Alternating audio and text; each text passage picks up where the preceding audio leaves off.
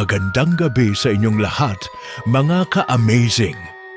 Narito na naman tayo sa isang panibagong nakakakilabot at katatakutang kwento na siguradong kikiligin ang inyong mga balahibo. Kaya humanda na kayo, mga ka-amazing! Ang pamagat ng ating kwento ngayong gabi ay Sumpa ng Luma, Mga Multo ng Lungsod. Simulan na natin. Mula sa gitna ng makulay at maingay na syudad ng San Rafael City, tila walang nakakaalam na sa likod ng mga bagong tayong gusali at ilaw ng modernong mundo, may mga nilalang na hindi matahimik at patuloy na nagpaparamdam. Bro, tara na! Late na tayo sa gig! Sigaw ni Ken habang hinihila si Paolo palabas ng lumang studio na pinapasukan nila sa gilid ng Abad Santos Street. Sandali lang, nawawala yung cellphone ko, sagot ni Paolo habang mabilis na sinisipat ang ilalim ng mga luma at kalawangin na mesa. Lumamig bigla ang paligid. Napalingon si Paolo. Sa isang iglap, nakita niya sa salamin ng studio ang anino ng isang babaeng nakaputi. Nakalugay ang buhok at tila nakatingin sa kanya. Nanginginig siyang lumapit kay Ken. Ken, may nakita ako, bulong niya. Tanghina, wag mo akong tinatakot pre. Tara na! Inis na sabi ni Ken. Sa labas ng studio, sinalubong sila ng mga kaibigan nilang sina Trish, Lino at Miko. Nakamotor sila. Nakangiti habang inaantay ang dalawa. Ano, ready na ba kayo sa gig natin sa club?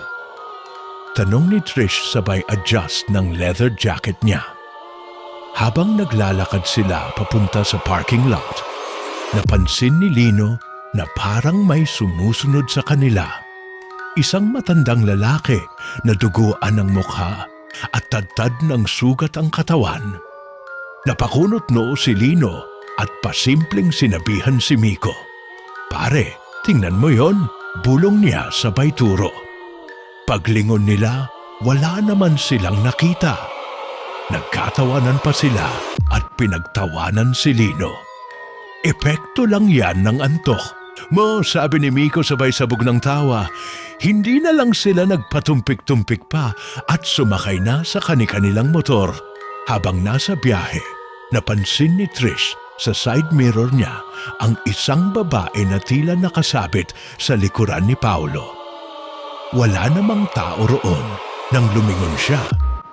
Kinilabutan si Trish at mabilis na binilisan ang patakbo. Pagdating nila sa Club Vortex, doon na nagsimulang sumablay ang lahat.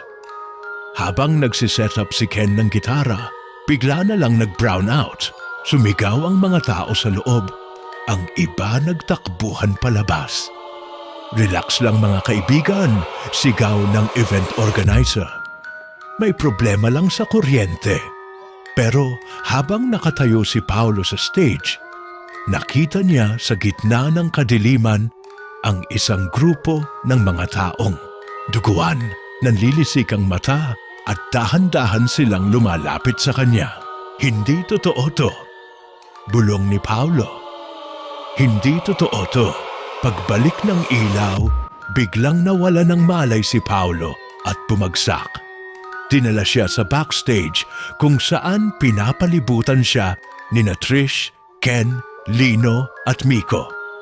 Anong nangyayari sa'yo bro? Tanong ni Ken habang pinupunasan ang pawis ni Paolo. Mahina at nanginginig na boses ang isinagot ni Paolo. Kanina pa sila'y sumusunod. Ayaw nila tayong paalisin.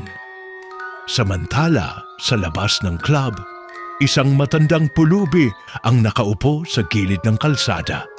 Nakatitig lang sa building. Lumapit si Trish. Lolo, okay lang po kayo? Tanong niya. Tumingala ang matanda, bakas ang lungkot sa mukha.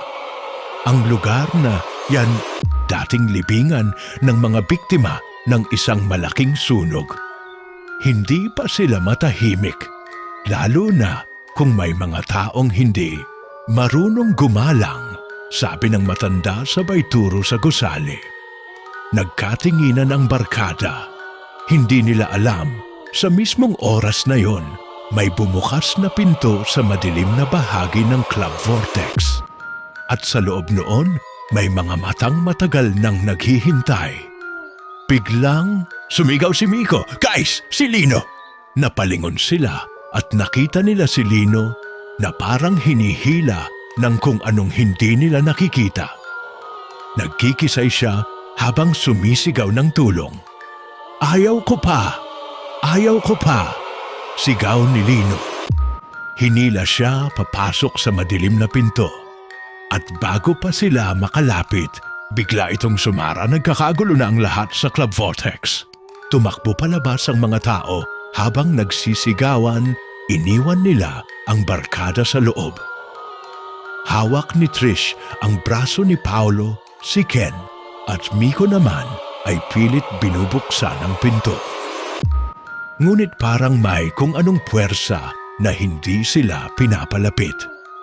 Lumamig ang paligid mula sa kisame, bumababa ang usok na kulay abo, at sa loob nito bumubuo ng mga aninong tila tao pero hindi na tao.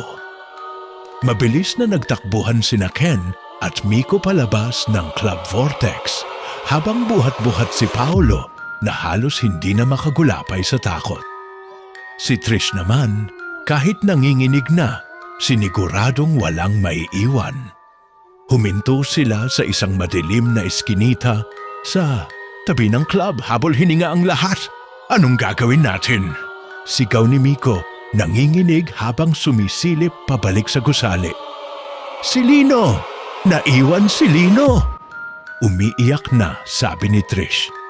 Biglang bumukas ang pinto ng club. Lumabas si Lino, pero hindi na siya si Lino na kilala nila. Maputla ang balat, namumula ang mga mata at nakangiti siya ng nakakatakot habang palapit sa kanila. "Pre, ayos ka lang?" tanong ni Ken habang unti-unting umaatras. Ayos na ako," sagot ni Lino sa isang malamig na tinig. Nang akmang lalapit si Lino kay Paolo, biglang sumulpot ang matandang pulubi kanina at itinapon sa harap nila ang isang maliit na bote ng likido. Kumalat ang usok at napaatras si Lino na parang nasusunog ang balat. "Hindi na siya ang kaibigan ninyo," sabi ng matanda. Ang katawan niya sinapian na. Napaatras ang lahat habang si Lino ay napaluhod at nagsisigaw. Tila naglalaban ang dalawang espiritu sa loob ng katawan niya. Dumudugo ang ilong niya at umaalingasaw ang amoy ng nasusunog na balat. "Dapat natin siyang itali," sigaw ng matanda. Mabilis na gumalaw si Ken at Miko.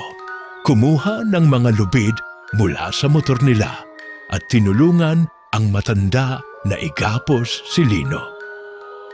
"Pasensya ka na, pre," bulong ni Ken habang nilalagay ang lubid sa mga kamay ng kaibigan. Biglang bumaligtad ang ulo ni Lino ng 180 degrees, kasabay ng isang nakabibinging tili na pumuno sa buong kalsada.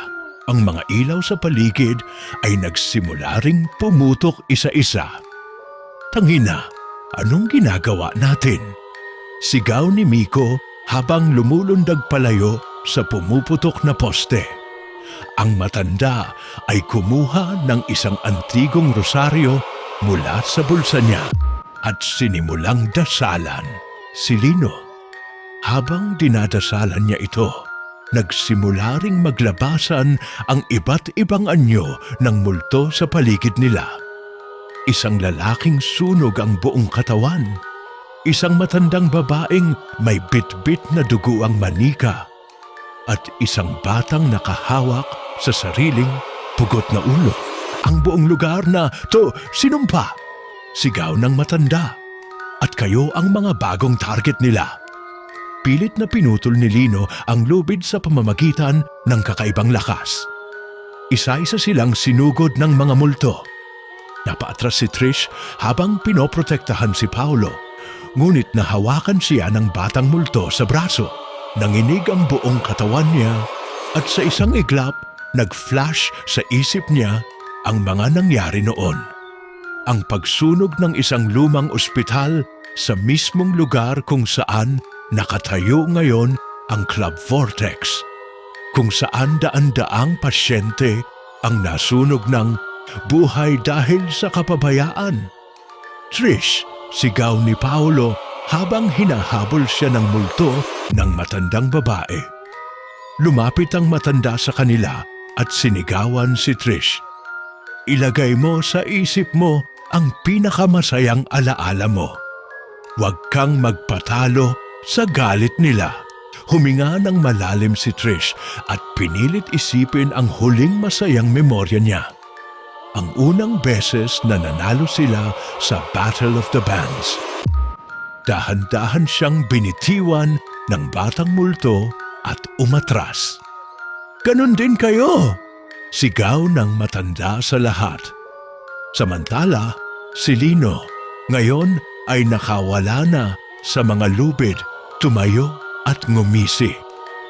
"Hindi niyo na siya maililigtas," sabi ng isang malalim na boses mula sa loob ng katawan ni Lino. Mabilis na nilabas ng matanda ang isang sinaunang kutsilyong may mga ukit na hindi nila maintindihan at itinutok ito kay Lino. "Kailangan natin siyang itumba bago maghating gabi," sabi ng matanda.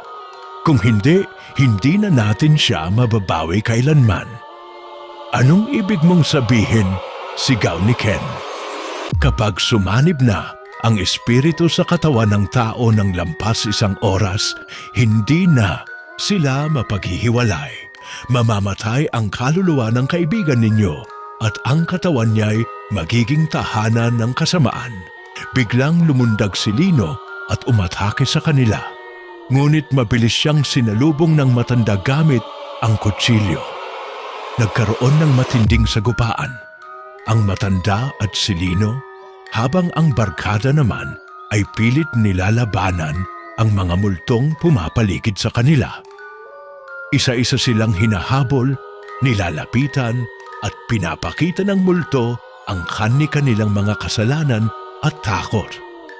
Si Miko, pinapakita ang pagkamatay ng nakababatang kapatid niya na hindi niya nailigtas noon. Si Ken, nakikita ang imahe ng ama niyang nang iwan sa kanila at pinaniniwala siya ang may kasalanan. Si Paolo, kinakalabit ng multo ng babaeng nakita niya sa studio.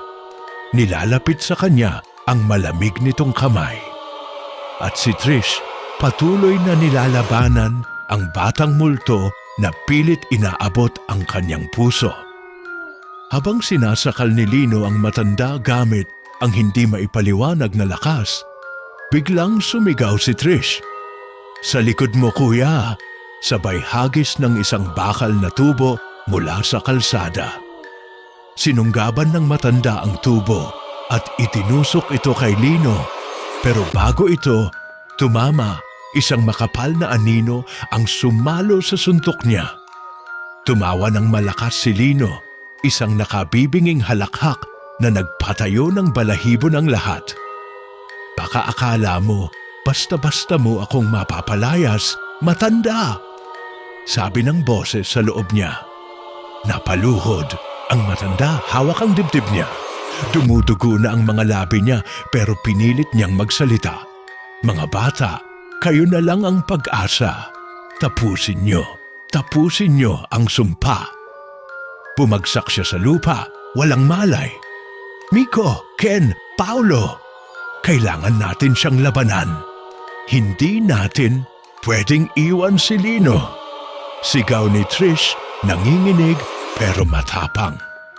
Lumapit si Ken, kinuha ang kutsilyong iniwan ng matanda at lumingon kay Trish.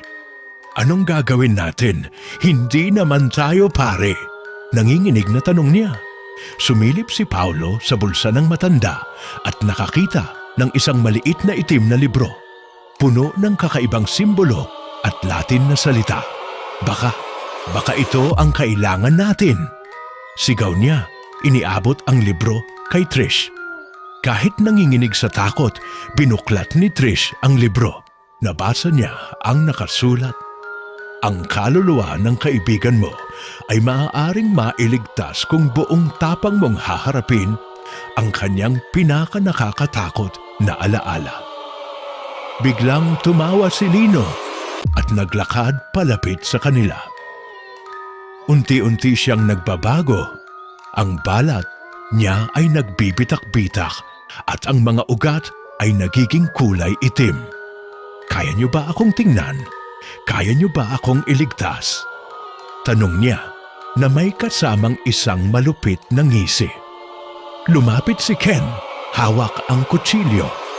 Huminga siya ng malalim at sumigaw. Hindi namin papayagang kunin mo si Lino kahit ano pa ang mangyari. Biglang lumitaw ang isang napakalaking anino sa likod ni Lino.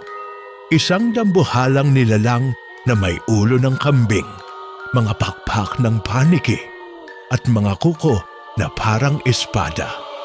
Sa isang iglap, bumalot sa kanila ang dilim. Hindi sila makakilos, hindi makasigaw, parang nilalamon ng buong paligid ang pag-aasa nila. Trish, anong gagawin natin? Pabulong na tanong ni Paolo, halos umiiyak na. Isipin natin ang alaala ni Lino, yung pinakamasaya, yung totoo. Sagot ni Trish, pinipilit lumaban. Isinara niya ang mga mata niya at tinalala ang unang pagkikita nila ni Lino. Yung araw na sinamahan sila nito sa ulan para makahanap ng makakain nang wala silang pera. Sumunod si Ken, inalala niya ang mga pagkakataong ipinagtanggol sila ni Lino sa mga siga sa kanto. Si Miko, inalala ang gabi na hindi siya pinabayaan ni Lino noong muntik na siyang malunod. Si Paolo, inalala ang simpleng kwento ni Lino kung paano siya nangarap maging musikero para mabigyan ng bagong bahay ang pamilya niya. Biglang lumiwanag ang paligid at unti-unting napaatras ang malaking anino. Anong ginagawa ninyo? Tama na! Sigaw ng nilalang sa katawan ni Lino. Pero hindi sila tumigil. Hawak-hawak ni Trish ang libro. Sinigaw niya ang mga salitang nakasulat doon. Exorcizamus te, omnis immundus spiritus, omnis satanica potestas. Nanginginig ang buong katawan ni Lino. Bumubula ang bibig niya at umiiyak ang mga mata niya ng itim na luha. Isang matinding putok ng liwanag ang sumabog mula kay Lino. Napaatras sila lahat at sa gitna ng liwanag nakita nila ang kaluluwa ni Lino. Nakaluhod, umiiyak at nakatali sa kadena. Mabilis na lumapit si Trish at hinawakan ang kamay ni Lino. Halika, Lino! Uwi na tayo, umiiyak na sabi niya. Sa huling sandali, pumalot ang init ng liwanag sa kanilang lahat. Ang kadena ay nabasag. Ang anino ay sumigaw ng napakalakas bago tuluyang naglaho. Bumagsak si Lino sa lupa. Hingal na hingal pero buhay. Lumapit sina Ken, Miko at Paolo. Inalalayan nila si Lino. Salamat, mga pre. Salamat, mahinang sabi ni Lino bago siya mawala ng malay. Pero habang nagkakanya-kanyang ayos na sila, hindi nila napansin. Sa madilim na sulok ng eskinita, may isang pares ng pulang mata ang nakamasid sa kanila, dahan-dahang naglalaho sa dilim. Kinabukasan, habang nagpapahinga si Lino sa ospital, nagtipon-tipon sina Trish, Ken, Miko at Paolo sa isang karinderya malapit sa ospital. Tahimik silang lahat, waring pinakikiramdaman ang bigat ng nangyari kagabi. Sigurado ba kayong tapos? Na yon? Tanong ni Paolo habang inikot ang kutsara sa malamig na kape niya. Baka naman. Baka naman isa lang yon sa marami. Bulong ni Miko, pilit na hindi nagkakalat ng takot, pero halatang kinakabahan. Napatingin si Trish sa maliit na itim na librong kinuha nila sa matanda. Pinagmasdan niya ang mga pahina. May bagong sulat na lumitaw. Doon, isang pinto ang bumukas, isa pang halimaw ang nagising. Biglang sumingit sa usapan si Ken, hawak ang cellphone niya. "Mga pre, may nakita ako. Tingnan niyo ato." Ipinakita niya ang isang viral video na kuha mula sa dashcam ng isang taxi sa Quezon City. Sa video, may nakitang isang batang babae na nakatayo sa gitna ng kalsada. Duguan ng damit at walang mukha. Ilang segundo lang at bigla itong naglaho. Sinabi, "Ko na nga ba?" Sigaw ni Paulo. "Hindi pa tapos! Hindi pa talaga!" Tumayo si Trish at inipit ang libro sa bag niya. "Kailangan nating hanapin yang batang yan. Baka siya ang sinasabi sa libro. Baka siya ang susunod." Gabi na nang makarating sila sa lugar kung saan nakita ang bata. Isang luma at abandonadong subdivision, puro wasak na bahay, naglalakihan ng mga damo, at ang ilan sa mga poste ng ilaw ay kumikislap-kislap na parang bibigay na. "Ang creepy naman dito, mga pre. Sigurado ba kayong dito?" Tanong ni Miko habang mahigpit ang kapit sa jacket niya. Bago pa sila makalapit sa gitna ng subdivision, biglang bumalot ang makapal na fog sa paligid nila. Hindi sila makakita ng kahit 1 metro sa unahan. "Guys, may naririnig ba kayong tumatawa?" Tanong ni Ken. Nanginginig ang boses. Tahimik silang lahat nang biglang may sumabog na tawa ng isang batang babae, matinis, parang basag na plaka. Sa gitna ng fog, unti-unting lumitaw ang isang maliit na anino ng bata. Putol ang isang braso, duguan, ang mukha at ang pinakakilabot. Wala siyang mata, ilong at bibig. Puro balat lang ang ulo niya. "Hinahanap niya tayo," bulong ni Trish. Biglang lumipad ang isang bato mula sa kung saan at tinamaan si Paulo sa braso. "Aray! Tangina! Tara na!" Sigaw niya pero hindi siya makatakbo. Parang may humawak sa mga paa niya. Sa gilid ng fog, dumami pa ang mga anino ng mga bata. Iisa ang itsura nila, duguan, walang mukha at tila galit na galit. "Naku po, sunod-sunod na sila!" Sigaw ni Miko. Hinila ni Trish si Paulo at sabay-sabay silang tumakbo papunta sa pinakamalapit na bahay. Sinarado nila ang pinto at pinagtulungan itong harangan ng mga lumang upuan at cabinet. "Anong gagawin natin ngayon? Hindi tayo makakalabas dito!" Sigaw ni Ken Bounce. Pinuksan ni Trish ang itim na libro at hinanap ang bahagi tungkol sa mga multo ng mga batang nawawala. "Hindi sila matutulungan kung hindi ninyo mahahanap ang kanilang nawawalang bahagi." Napakunot noo si Paulo. "Anong nawawalang bahagi?" Bumagsak ang isang frame ng bintana sa likod nila. Sumilip ang isang ulo ng bata. Tumutulo ang dugo mula sa walang mata niyang mukha. "Tulungan niyo kami." Bulong ng isang tinig sa buong bahay. Nagtama-tama ang mga mata ni Trish, Ken, Miko at Paulo.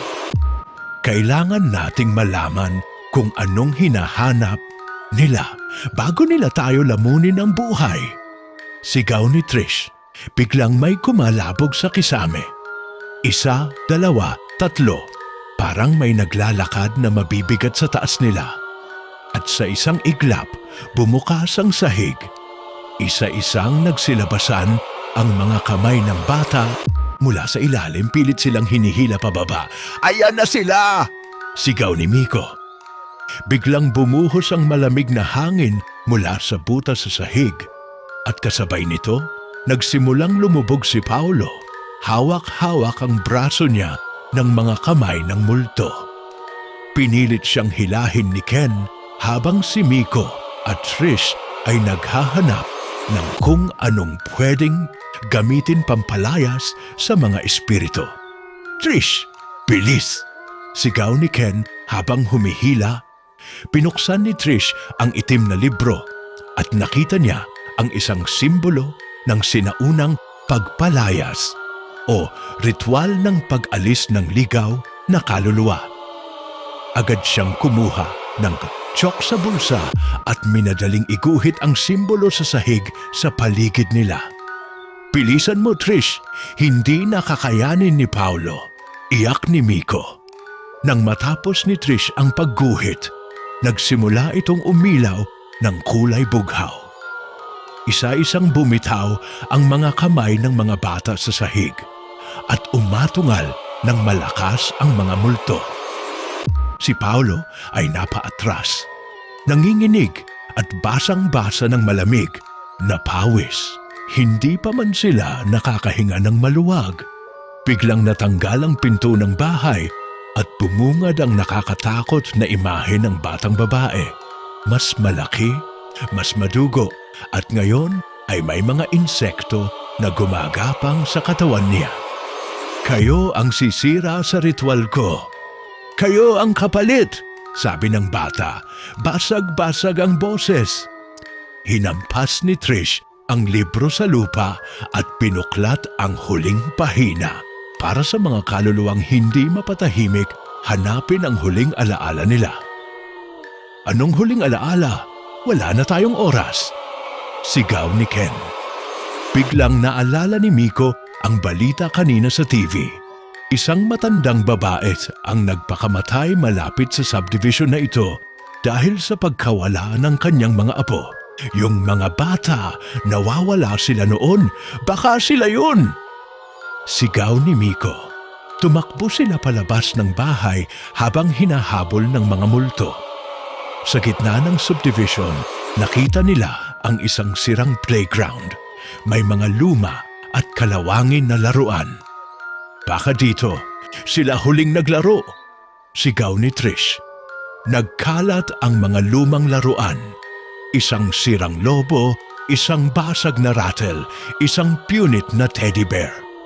Isa-isa nilang kinuha ang mga laruan at pinagsama-sama sa gitna ng playground. Biglang tumahimik ang paligid. Ang fog ay dahan-dahang naglaho.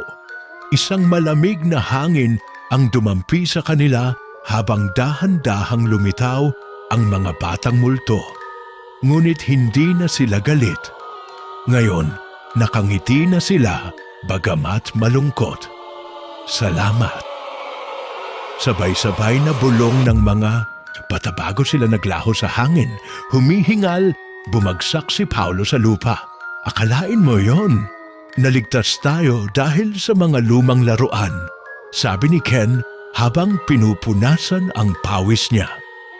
Tumawa si Trish ng mahina. "Hindi pa rin ako makapaniwala na totoo ang lahat ng to."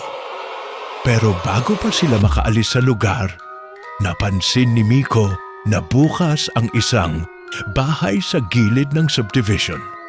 Sa loob, may umiilaw na kandila at isang anino ng isang matandang babae na tila nakatingin sa kanila, nakangiti. "Mga pre, baka naman may isa pa," nanginginig niyang sabi. At sa biglang pagpatay ng ilaw, nawala ang matandang anino at sumara ang pinto ng bahay sa malakas na kalabog. Nagkatinginan sina Paulo, Ken, Miko at Trish. Wala ni isa sa kanila ang gustong lumapit sa bahay, pero parang may kung anong humihila sa kanila papalapit. Mabigat ang hangin, parang may bumubulong sa tenga nila. "Ano, susugod ba tayo?" Bulong ni Ken, pilit tinatago ang kaba. "Baka kailangan pa rin nila ng tulong." Sagot ni Trish, hinigpitan ang hawak sa itim na libro. Dahan-dahan silang lumapit sa bahay. Bawat hakbang nila, lalong bumababa ang temperatura. Umuusok na ang hininga nila sa lamig. Paglapit nila sa pintuan, biglang bumukas ito ng dahan-dahan, nag-iimbita. Pagpasok nila, amoy na amoy nila ang amoy ng bulok na kahoy at kandila. Sa gitna ng sala, may altar, mga litrato ng mga bata, sunog ang gilid at mga laruan na parang inaalay. Guys, tingnan nyo to, tawag ni Miko. Sa dingding, may sulat na nakaukit gamit ang dugo. Isuli ang mga nilalang. Napaatras si Paolo. Anong ibig sabihin yan? Biglang bumaliktad ang lahat ng upuan sa paligid nila. Lumipad ang mga laruan at ang sahig ay nagkaroon ng mga bitak. Parang may bumubukal na itim na likido. Mula sa dilim, lumabas ang matandang babae. Maputi ang mata, duguan ang kamay at nagsusumamo habang nanginginig. Ibalik nyo ang mga alagad ko. Hikbi ng matanda, sabay turo sa altar. Sa gilid ng altar, may isa pang itim na libro. Mas makapal, mas luma, at ang takip ay balat ng hayop. Nang hipuin ni Trish ang libro, nagsimulang mag-ingay ang buong bahay. Isang mahabang iyak ng daan-daang kaluluwa ang pumuno sa buong paligid. Ano tong nakuha ko? Sigaw ni Trish, nanginginig ang kamay. Hinablot ng matandang babae ang libro mula kay Trish at binuklat ito. Biglang naglabasa ng mga multong nakatali sa bahay. Mga itim, nabubulok at naglalagablab na espiritu. Ito ang aking hukbo. Sigaw ng matanda habang bumabalot sa kanya ang itim na apoy. Takbo! Sigaw ni Ken, hinila si Paolo at Miko. Habang tumatakbo sila palabas, nahagip ni Trish ang isang pahina ng lumang libro bago ito makuha ng matanda. Nakita niya ang nakasulat, ang sumira ng sumpa ay yaong may dugong ipinaglihi sa liwanag. Ano ibig sabihin nun? Tanong ni Miko habang nagtatakbuhan sila palabas ng bahay. Sa labas, tumilim ang buong subdivision. Nawala ang buwan at ang mga poste ng ilaw ay nagpatay-sindi. Mula sa lahat ng sulok ng kalsada, unti-unting lumalapit ang mga nilalang na gawa sa usok at apoy, ang hukbo ng matanda. Kung hindi natin alam ang ibig sabihin nito, wala tayong laban, bulalas ni Trish.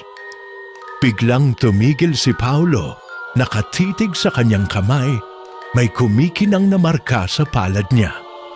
Isang simbolo ng araw at buwan na magkasama.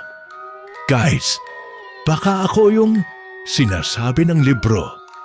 Ang puso ni Paolo ay mabilis na tumibok habang hawak ang simbolo sa kanyang palad. Lumingon siya kay Trish, Ken at Miko. Hindi siya sigurado kung ano ang ibig sabihin ng marka, pero sa kanyang kalooban, may nararamdaman siyang kakaiba.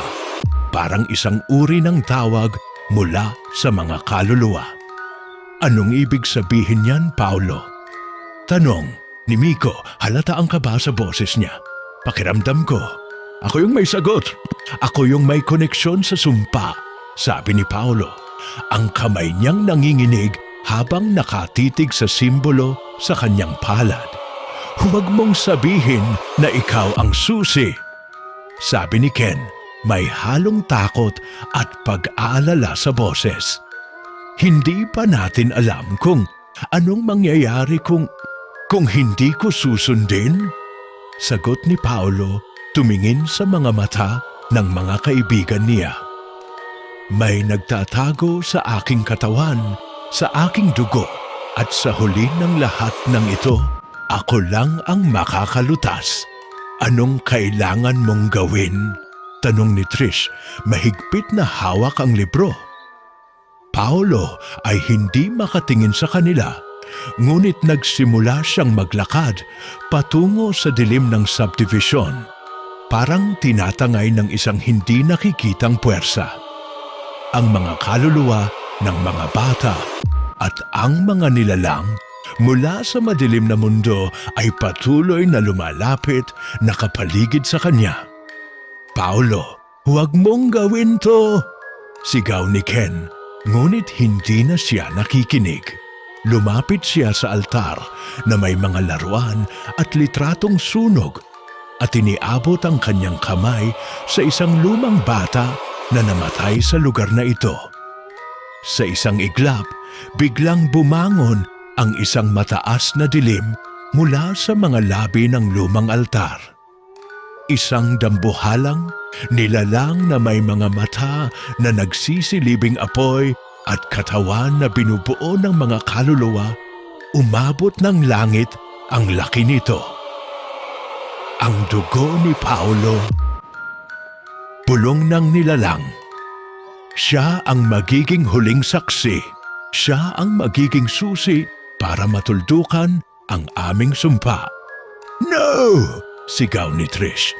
Pero hindi nila kayang pigilan ang paglaki ng nilalang. Lumalabas mula sa katawan ni Paolo ang mga mistulang alon ng liwanag. Dumadaloy sa buong subdivision. Nagpapakita ng mga nakatagong kasaysayan. Si Paolo ay nakayuko, nakaramdam ng init sa katawan. Ang lahat ng ito ay para sa kanila, para sa mga kaluluwang nawala. Ang kanyang mga mata ay nagbukas at ang marka sa kanyang palad ay kumislap ng maliwanag. "Huwag mong hayaan, hindi nila tayo bitinin," bulong ni Miko, pero ang mga nilalang ay nakapalibot sa kanila. Ang matandang babae, ngayon ay kumukulong na parang abo, ay lumapit at nagsalita ng mga nakakatakot na salita. Si Paolo ang magiging kasunod ng pinuno ng aming hukbo. Diyan nagtatapos ang lahat. Ang mga kamay ng matanda ay humawak sa balikat ni Paolo. Ngunit bago pa nila magawa ang anumang hakbang, nagkaroon ng isang malakas na pagsabog mula sa loob ng katawan ni Paolo, isang uri ng enerhiya na tumama sa lahat ng nilalang sa paligid nila. Ang mga kaluluwa ay napagod, ang nilalang ay napaatras. Ang dugo. Bulong ng matandang babae, nawawala ang lakas niya. "Kailangan ko pa ng mas marami." Ang mga kaluluwa ng mga bata ay nagsimulang magdahan-dahang magsanib. Nagsisilbing isang matibay na pader laban sa matanda at sa mga nilalang na umaasa kay Paolo. Si Paolo, habang humihingal, ay naglakad patungo sa altar. Ang simbolo sa kanyang palad ay kumikinang at nagsimulang magbago ang mga laruan sa altar. Nagkaroon ng buhay. Ang mga laruan ngayon ay mga alagad ng liwanag, ay lumaban sa mga nilalang ng dilim. Mabilis nilang tinulungan si Paolo upang pigilan ang matandang babae at ang hukbo ng mga kaluluwa. Isang malakas na tunog ang sumabog at ang bahay, pati ang buong subdivision, ay naglaho sa hangin. Iniwan ng mga kaluluwa na nagpasalamat sa kanilang paglaya. Ang buong subdivision ay nawalan ng anumang buhay. Ang mga kaluluwa ng mga bata ay tuluyang naglaho. At ang mga nilalang ng dilim ay nagbalik sa kanilang mga puwersa. Iniiwasan ang liwanag na dala ni Paolo. Si Paolo, bagamat nanghihina, ay nakatayo sa gitna ng pinagwasak na altar. Ang simbolo sa kanyang palad ay nagliliwanag pa rin. "Paolo," bulong ni Trish, hindi pa rin makapaniwala sa nangyari. "Nagbago ang lahat. Naalis na natin sila." Hindi pa tayo ligtas," sagot ni Paolo. Ang kanyang boses ay may kabuntot na takot. Ang matanda, siya pa rin ang may kontrol. Kung ang kanyang katawan ay mawawala, hindi ibig sabihin na tapos na. "Paano yon?" tanong ni Ken. Nanghihina na rin mula sa takot at pagod. Pilit na lumapit si Paolo sa isang sulok ng subdivision kung saan naramdaman niyang may kakaibang presensya. Bigla siyang napahinto nang makita ang isang maliit na bahay, isang hindi nakikita na lugar sa loob ng subdivision. Mabilis siyang tumakbo papunta doon na sinundan naman siya ni Trish, Ken at Miko. Pagpasok nila sa loob ng bahay, natagpuan nila ang isang lihim na kwarto. Ang pader ay puno ng mga itim na sinulid at mga amulet, at ang hangin ay masyadong mabigat. Sa gitna ng kwarto, may isang malaking salamin. Habang nilapitan nila ito, nagsimulang kumilos ang salamin na para bang may ibang nilalang sa loob nito. Ano? To? Tanong ni Miko. Ang katawan niya ay nagyeyelo sa takot. May nagmamasid sa atin, sagot ni Trish. Ang kanyang mga mata ay malalim na nagmamasid sa salamin. Suddenly, ang salamin ay kumislap at mula dito lumabas ang matandang babae. Hindi na siya kasing dilim at walang buhay, ngunit isang napakabigat na espiritu. Tinutok niya ang mga mata kay Paolo na siyang naging target ng galit. Alam mo ba, Paolo, malalim at mabagsik na boses ng matanda, na ikaw lamang ang may kakayahang tapusin ito. Saksi ka sa kanilang pagbangon, ikaw ang magiging saksi sa kanilang pagkatalo. Ang hangin sa kwarto ay nagbago, naging mas malamig at mahirap huminga. Lumapit ang matandang babae kay Paolo at iniabot ang kanyang mga kamay. Minsan, ang isang kaluluwa ay hindi kailanman makakawala. Ikaw ang magsisilbing aking tagapagbukas ng pinto, sabi ng matanda habang ang mga kamay nito ay naglalabas ng isang puting ilaw na sumabog sa buong kwarto. Ang mga kaluluwa ng mga bata na niligtas nila mula sa subdivision ay biglang nagbalik sa harap nila. Ang mga ito ngayon ay nagbabalik ng ngiti, tila nagpapasalamat kay Paolo. Nagsimulang magbukas ang isang portalo ng liwanag sa salamin. Si Paolo ay tumingin kay Trish, Ken at Miko at nagdesisyon. Wala na akong atrasan kung ito ang kailangan kong gawin para sa mga kaluluwang ito, ipaglalaban ko. Kahit ang matandang babae ay patuloy na umaatake, pinili ni Paolo na maglakad patungo sa portal ng liwanag. Kasama ang kanyang mga kaibigan, nagsimula silang sumunod sa kanya kahit na alam nilang may isang pangwakas na sakripisyo ang hinihingi ng tadhana. Habang papalapit sila sa portal ng liwanag, ang matandang babae ay patuloy na umaatake. Pilit nilalabanan si Paolo at ang mga kaibigan niya.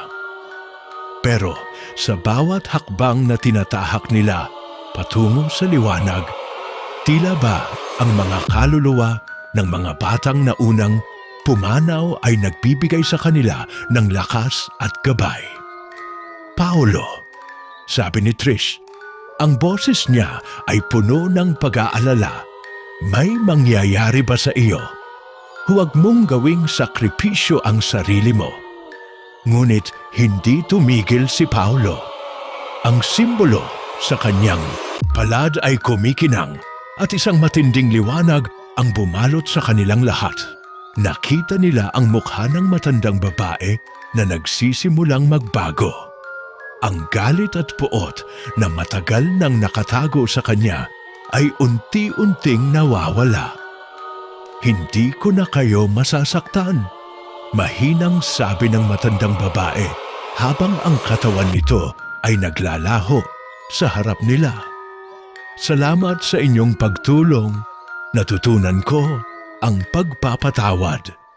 Nagbigay siya ng isang huling ngiti bago tuluyang naglaho sa liwanag. Kasunod nito, ang lahat ng mga kaluluwang pinakawalan mula sa sumpa ay nagsimulang maglakbay patungo sa langit.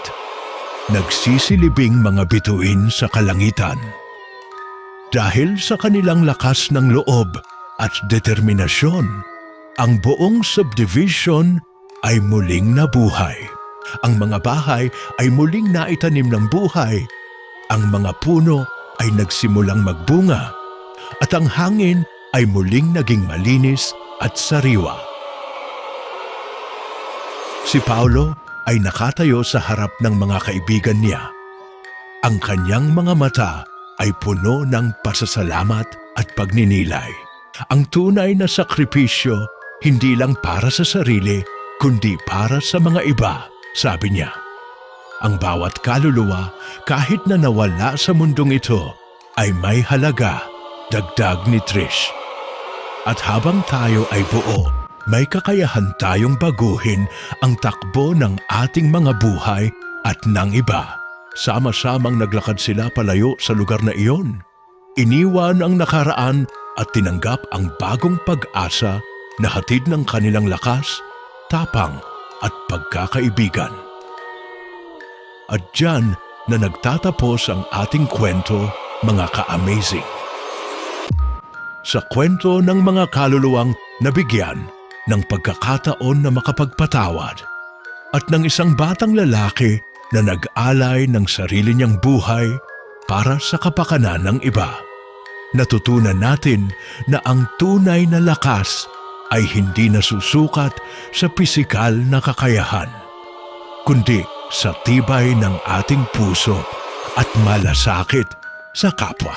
Minsan, ang pinakamalaking sakripisyo ay ang pagpapatawad at pag-unawa, at ito ang nagbabalik sa atin sa tamang landas. Maraming salamat sa pagsama sa aming kwento. Huwag kalimutan mag-like, share, comment at mag-subscribe sa YouTube channel na Amazing AI TV Fusion and Tagalog Stories. At syempre, mag-follow din sa Amazing AI TV Fusion sa TikTok para sa iba pang nakakatakot, nakakakilig at nakakabighaning kwento. Hanggang sa susunod, ka-amazing! Patuloy nating tuklasin ang mga kwentong puno ng kababalaghan at inspirasyon. Salamat sa inyong lahat at magkita-kita tayo ulit sa susunod na kwento. Magsimula na ng panibagong kwento sa Amazing AI TV Fusion and Tagalog Stories.